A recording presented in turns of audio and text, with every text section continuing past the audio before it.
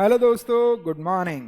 BSE ने एक circular issue किया है 9 अगस्त 2021 को, और यह सर्कुलर इशू करने के बाद मिड कैप और स्मॉल कैप के इंडाइसेस में भारी भरकम गिरावट है।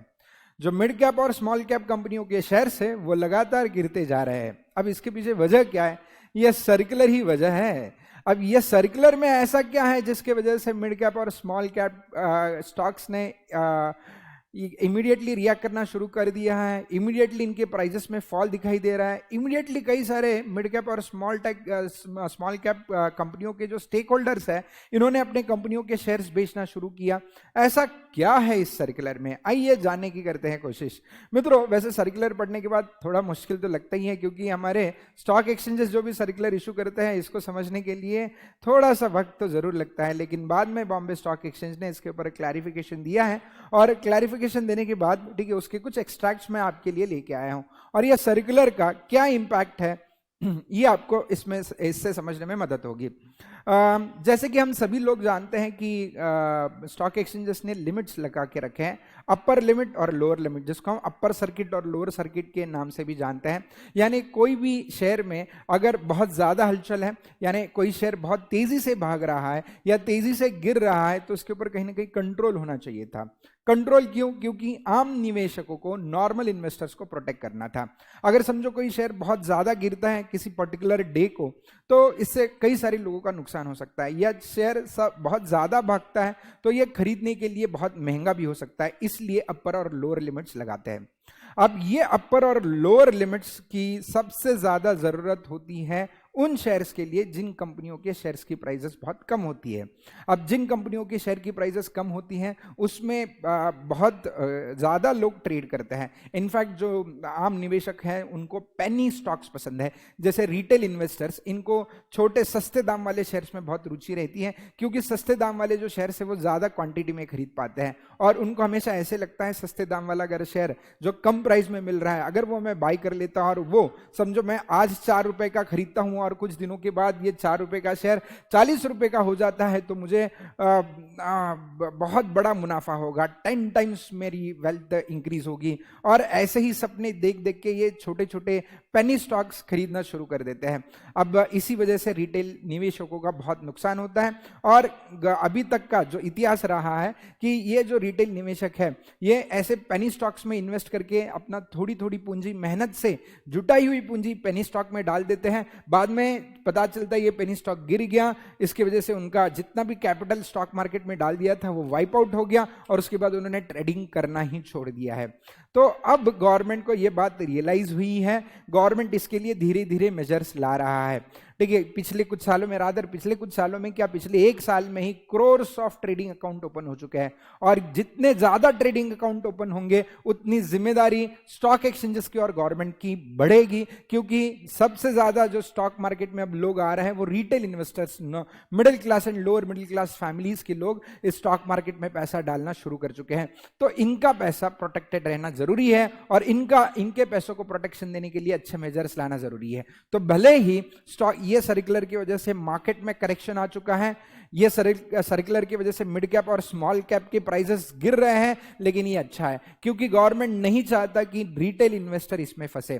तो ये सर्कुलर सभी को समझना बहुत जरूरी है, और ये सर्कुलर आने के बाद जो जो शेयर्स गिर रहे हैं उनके ऊपर आपने ध्यान भी रखना जरूरी है। इसका मतलब इन शेयर से आपने दूर रहना चाहिए, क्योंकि ये शेयर्स आपको कभी भी धोखा दे सकते हैं। तो आइए करते हैं डिस्कशन इस सर्कुलर के बारे में। सो क्या है ये सर्कुलर? इस सर्कुलर को हम कहते हैं add on price band framework. अब प्राइस बैंड का मतलब होता है कि कोई भी शेयर किसी पर्टिकुलर प्राइस रेंज में ही ट्रेड होना चाहिए, उससे बियॉन्ड, उसके ऊपर भी नहीं भागना चाहिए, नीचे भी भागना नहीं चाहिए। तो ऐसे गवर्नमेंट सेबी ने, स्टॉक एक्सचेंजेस ने शेयर्स के ऊपर लिमिट्स लगा के रखे थे, अपर लिमिट और लोअर लिमिट। 5%, 10%, 20% का अपर लिमिट और लोअर लिमिट लगा के रखा था। अब ऑलरेडी 5%, 10% और 20% के अपर और लोअर सर्किट्स होने के बावजूद गवर्नमेंट ने एडिशनल लिमिट्स लाए हैं। यह सर्कुलर के तहत 5%, 10% और 20% के लिमिट्स के अलावा, अपर और लोअर लिमिट्स के अलावा भी ये लिमिट्स एप्लीकेबल होंगे। ठीक है, सो पहली बार ऐसे हो रहा है कि लिमिट्स के ऊपर गवर्नमेंट इतना ज्यादा ध्यान दे रहा है, क्योंकि गवर्नमेंट नहीं चाहता है, रादर स्टॉक एक्सचेंजेस नहीं चाहते हैं कि शेयर्स में बहुत ज्यादा वोलेटिलिटी हो। तो सबसे पहले क्लैरिफाई कर दे, ये सर्कुलर बस उन्हीं कंपनी के लिए एप्लीकेबल है जिन कंपनियों का ट्रेडिंग बीएसई पे होता है। एनएससी पे जिन कंपनियों के शेयर्स का ट्रेडिंग होता है उनके लिए सर्कुलर एप्लीकेबल नहीं है।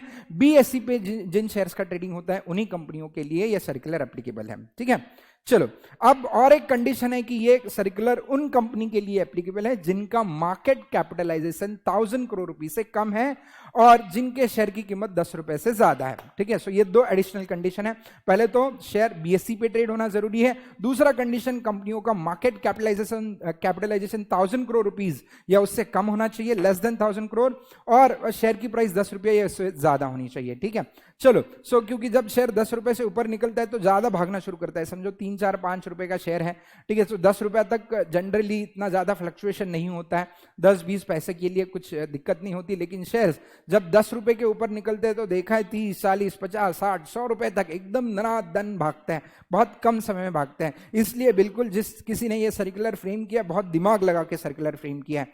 ठीक है, सो दिक्कतें यानी प्राइस मैनिपुलेशन जिसको हम कहते हैं वो उन कंपनियों के शेयर्स में होता है जिनका मार्केट कैपिटलाइजेशन कम होता है। इसके लिए मार्केट कैपिटलाइजेशन का कंडीशन रखा 1000 करोड़ रुपया या उससे कम मार्केट कैपिटलाइजेशन वाली कंपनी यानी छोटी कंपनी है जिसकी प्राइसेस मैनिपुलेट करना काफी आसान है और जिनके शेयर की प्राइस अभी अभी 10 रुपीज या उससे ज्यादा निकल गई है, उन कंपनी के लिए सर्कुलर एप्लीकेबल है। अब यह सर्कुलर जो है it is nothing but it is known as a surveillance measure. Surveillance measure यानी हमने इन शेयर्स के ऊपर निगरानी रखने के लिए, कंट्रोल रखने के लिए सर्कुलर लाया है। यह सर्कुलर का मोटिव क्या है? एक्सेसिव प्राइस मूवमेंट जो हो रहा है इन शेयर्स में, जो छोटे छोटे शेयरों में एक्सेसिव प्राइस मूवमेंट होते हैं, ये एक्सेसिव प्राइस मूवमेंट के ऊपर गवर्नमेंट को कर्ब लाना है, एक्सेसिव फ्लक्चुएशन के ऊपर कर्ब लाना है। अब यह सर्कुलर के मुताबिक जो आपके डेली अपर और लोअर सर्किट लिमिट्स है वो तो एज इट इज रहेंगे, उसमें कोई बदलाव नहीं है। Apart from that weekly, monthly और क्वार्टरली लिमिट्स भी लेके आए हैं, अपर लिमिट भी और लोअर लिमिट भी। यानी ठीक है, अभी तक जो लिमिट्स थे वो डेली लिमिट्स थे, डेली अपर सर्किट और लोअर सर्किट के लिमिट थे। मैक्सिमम एक दिन में ये शेयर 20% से ज्यादा नहीं भाग सकता और 20% से ज्यादा टूट नहीं सकता। ऐसे जो लिमिट्स थे केवल डेली लिमिट्स थे, एक दिन के शेयर के प्राइस के ऊपर लिमिट थे। अब जो लिमिट लाए हैं excuse me, apart from daily limit they have brought into weekly, monthly as well as quarterly limit। तो ये वीकली, मंथली और क्वार्टर लिमिट्स क्या है वो अगले स्लाइड पे मैं आपको एक्सप्लेन करूंगा। ठीक है, उसके पहले आपको और एक कंडीशन याद रखनी है। ठीक है, ये लिमिट्स तब अप्लीकेबल होंगे जब किसी पर्टिकुलर पीरियड ऑफ 6 मंथ्स में, पिछले 6 महीने में अगर कोई शेयर 6 टाइम्स से ज्यादा भागा होगा। तो समझो कोई शेयर था 10 रुपए का, एग्जाम्पल के तौर पर कोई शेयर था 10 रुपए का, 10 रुपीज का शेयर है, the price of the share is 10 rupees on से 1 जनवरी 21। ठीक है, अब with in a period of 6 months, ठीक है, पिछले 6 महीने में यानी 1 जनवरी से लेकर से 30 जून तक ये शेयर 6 गुना से ज्यादा भागा है। यानी समझो ये शेयर की प्राइस 10 रुपए से बढ़ के 60 रुपए को पार कर चुकी है। ठीक है, आप देखो कितना भाग रहा है। शेयर की प्राइस 10 रुपया थी, 6 महीने के अंदर ये शेयर 60 रुपए को क्रॉस करके आगे गया। भाई ऐसे क्या हुआ है आपकी कंपनी में कि ये शेयर की प्राइस 10 रुपए से 60 रुपया हो रही है, 6 टाइम से ज्यादा बढ़ गई है। यानी गोलमाल है भाई, गोलमाल है। तो आपके लिए भाई साहब, आपके लिए ठीक है ये लिमिट्स एप्लीकेबल हो जाएंगे। ठीक है, अगर सब्जेक्ट टू कंडीशन दैट आपका शेयर केवल बॉम्बे स्टॉक एक्सचेंज पे ट्रेड होता है, बीएसई पे ट्रेड होता है, आपके कंपनी की मार्केट कैपिटलाइजेशन 1000 करोड़ रुपीज से कम है, तो ऐसे केस में भाई साहब ये शेयर से थोड़ा सा बच के रहिए। क्यों? ये अब आने वाला है नए लिमिट्स के अंदर। नए लिमिट्स क्या है? ठीक है, नए लिमिट, अगर आपका शेयर 20% के लिमिट, आपके शेयर के लिए 20% का लिमिट एप्लीकेबल होता है, अगर आपके शेयर के लिए 20% का लिमिट एप्लीकेबल होता है, अपर सर्किट या लोअर सर्किट का 20% का लिमिट अगर एप्लीकेबल होता है, तो इसके बाद आपका शेयर एक हफ्ते में मैक्सिमम 160% भाग सकता है। एक हफ्ते में मैक्सिमम 160% भाग सकता है। यानी समझने के लिए एग्जांपल देते हैं, समझो सारी कंडीशन पहले स्लाइड्स पे दी गई सारी कंडीशंस अगर आप फुलफिल कर देते हो, तो ऐसे केस में समझो आपके शेयर की प्राइस जो है वो, suppose the price of the share is ₹100, suppose the price of the share is ₹100 before starting the trading on Monday को ट्रेडिंग स्टार्ट होने से पहले शेयर की प्राइस 100 रुपया है। तो मंडे से लेके फ्राइडे तक ये शेयर अगर अपर सर्किट में चला जाता है, तो समझो मंडे को 20% का अपर सर्किट लग गया। ठीक है, मंडे को 20% का अपर सर्किट, ट्यूसडे को 20% का अपर सर्किट, वेनेसडे को फिर से 20% का अपर सर्किट, देन थर्सडे को फिर से 20% का अपर सर्किट, ठीक है। थर्सडे के बाद अब आता है फ्राइडे, फ्राइडे को फिर से 20% का अपर सर्किट। अब ये शेयर, ठीक है, यानी ये लिमिट्स आने से पहले, ये जो ऊपर दिए गए लिमिट है वो लिमिट आने से पहले, ठीक है, शेयर क्या होता था, 3-3, 4-4, 5-5, 6-6 ट्रेडिंग सेशन 20-20% के अपर सर्किट पे जाता था। तो ये मंडे को अगर ये शेयर की प्राइस 100 रुपया है तो at the beginning of the day, तो at the end of the day 100 + 20%, तो इसकी क्लोजिंग प्राइस हो जाती 120, 120 + 20%। ट्यूसडे को क्लोजिंग में अगर फिर से 20% का अपर सर्किट लगेगा तो इसकी प्राइस हो जाती 144, ठीक है। अब मेरे पास कैलकुलेटर लेके आता हूं मैं, ओके। सो उसके बाद 144 के बाद फिर से अगर अपर सर्किट लगता तो इसकी प्राइस हो जाती, क्लोजिंग प्राइस हो जाती वेडनेसडे को 172.8, ठीक है। फिर से अगर अपर सर्किट लगता तो इसकी प्राइस हो जाती 207 रुपीज 36 पैसा। देखो कैसे तेजी से शेयर भाग रहा है। फिर से 20% का अपर सर्किट लग जाता, ठीक है, तो ऐसे प्राइस बढ़ती बढ़ती बढ़ती बढ़ती जाती मित्रों। तो इससे बचने के लिए इन लोगों ने क्या लाया है कि अब ये एप्लीकेबल नहीं होंगे भाई साहब, ठीक है। अब वीकली लिमिट एप्लीकेबल होगा। ऐसे कंपनी को शेयर मैक्सिमम एक हफ्ते में 100 रुपीज, अगर इसकी मंडे की ओपनिंग प्राइस है तो एक हफ्ते में मैक्सिमम 100 के 160% तक ये शेयर जा सकता है, यानी मैक्सिमम एक हफ्ते में ये 60 रुपए से बढ़ सकता है, 60% की ग्रोथ हो सकती है, ठीक है। Maximum growth allowed in a week on such share will be 160, ठीक है। सो एक हफ्ते के लिए 160% का लिमिट है, 2 हफ्ते मंथ के लिए पूरे महीने में मैक्सिमम 200% का लिमिट है, यानी महीने की शुरुआत में ये शेयर की प्राइस 100 रुपया है तो महीने के अंत तक 200% ऑफ 100 यानी 200 रुपया शेयर की प्राइस हो सकती है, और क्वार्टर के अंत तक द मैक्सिमम प्राइस इज 300%। यानी अगर आपके क्वार्टर के बिगिनिंग में, आपका क्वार्टर शुरू होता है समझो 1 अप्रैल को, तो 1 अप्रैल से लेकर 30 जून, ये पूरे क्वार्टर में ये शेयर की प्राइस 100 रुपए से मैक्सिमम 300 रुपए तक जा सकती है, उससे ज्यादा भागना अलाउड नहीं है। यानी इसका मतलब ये भागते हुए घोड़े पे गवर्नमेंट ने, यानी स्टॉक एक्सचेंजेस ने लगाम लगाने की डिसाइड किया है, ठीक है।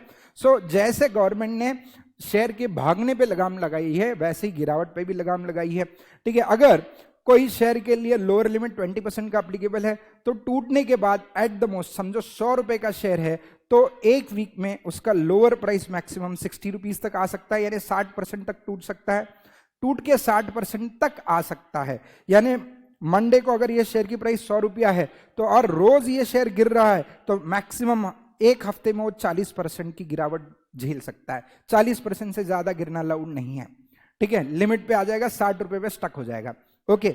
अगर मंथ की बात करनी है तो एक महीने में मैक्सिमम 50% टूट सकता है, और एक क्वार्टर की बात करें तो मैक्सिमम 70% टूट सकता है, और मिनिमम 30% उसकी प्राइस होनी चाहिए, ठीक है। चलो, so this are the limits which have been prescribed, ठीक है। इसके वजह से प्राइस में फ्लक्चुएशन जो है कंट्रोल होगी। जैसे 20% के लिए लिमिट है वैसे ही 10% के as well as 5% price band के शेयर्स के लिए भी लिमिट लगा दी है। अब ये जो लिमिट है ये वीकली, मंथली और क्वार्टरली है, जिसके वजह से, ठीक है, लोगों का बीपी जो है ज्यादा फ्लक्चुएट नहीं होगा, क्योंकि कोई शेयर अगर अपर सर्किट पे जाने लगा तो भी टेंशन था, लोअर सर्किट पे आने लगा तो भी टेंशन था, तो इन शेयर्स के ऊपर लगाम लगानी जरूरी थी। लेकिन हुआ ऐसे कि ये लिमिट्स लगाने के बाद, ठीक है, बहुत सारे मिड कैप और स्मॉल कैप कंपनियों के शेयर्स में गिरावट आने लगी, क्योंकि लोग इस डर के मारे शेयर्स बेचना शुरू कर दिए। लोगों ने shares, they literally started selling the shares of mid cap and small cap companies shares, ठीक है। क्यों? क्योंकि अब प्राइस में मैनिपुलेशन नहीं हो सकता, तो जो मैनिपुलेटर्स थे उनको डर लगा, ठीक है, कि भाई अब वो तो फंस जाएंगे, तो इसलिए उन्होंने शेयर्स बेचना शुरू किया। लेकिन अच्छा है ना भाई साहब, आप बेवजह अगर शेयर की प्राइसेस को भगाते हो, रिटेल इन्वेस्टर्स का नुकसान करवाते हो, तो आपने ऐसा नहीं करना चाहिए, इसलिए ये रिस्ट्रिक्शन लाना जरूरी था। लेकिन जो कल बीएसई ने, बॉम्बे स्टॉक एक्सचेंज ने क्लैरिफिकेशन इशू किया, उसकी तहत उन्होंने 31 कंपनीज की लिस्ट डिक्लेयर की है, कि किन कंपनीज के लिए बीएसई के किन 31 कंपनीज के लिए रूल्स एप्लीकेबल होंगे, इनकी लिस्ट डिक्लेयर की है। उसके वजह से दोपहर के बाद, कल दोपहर के बाद मिड कैप और स्मॉल कैप शेयर्स में थोड़ा सा मार्केट यानी उनका गिरावट रुक गई और मार्केट थोड़ा मिड कैप और स्मॉल कैप का इंडेक्स थोड़ा संभल गया, ठीक है। लेकिन अब गवर्नमेंट की ये सर्कुलर लाने के बाद इंटेंशन बहुत ही क्लियर है कि गवर्नमेंट किसी भी प्रकार का मैनिपुलेशन पेनी स्टॉक्स, स्मॉल या मिड कैप कंपनी के स्टॉक्स में बर्दाश्त करने वाला नहीं है। अब भले ही ये सर्कुलर 31 कंपनीज के लिए लाया है, लेकिन इसके आगे शायद बाकी कंपनीज भी शायद, ये मेरा ओपिनियन है, रादर मेरी ओपिनियन कहो या मेरा एक्सपेक्टेशन भी है गवर्नमेंट से कि जहां जहां प्राइस मैनिपुलेशन हो रहा है वहां पे लगाम लगाना जरूरी है। अगर अपन देखते हैं कि इंडियन मार्केट्स को आगे बढ़ाना है, इंडियन कैपिटल मार्केट्स को स्ट्रांग करना है, तो अगर ऐसे रिस्ट्रिक्शंस रहेंगे तो अच्छी कंपनी के शेयर्स आगे बढ़ेंगे और इन्वेस्टर्स का कभी नुकसान नहीं होगा। तो महज 5 या 10% लोग जो अब स्टॉक मार्केट में आए हैं, पूरे पॉपुलेशन के 130 करोड़ की आबादी में से महज 4-5 करोड़ लोग, अगर 3-4-5 करोड़ लोग अगर स्टॉक एक्सचेंज में ट्रेड कर रहे हैं तो उसकी संख्या धीरे धीरे बढ़ती रहेगी और लोगों का जो विश्वास है वो स्टॉक मार्केट में बरकरार रहेगा। तो this is a welcome circular, everyone must be aware of the same, ठीक है। Thank you very much.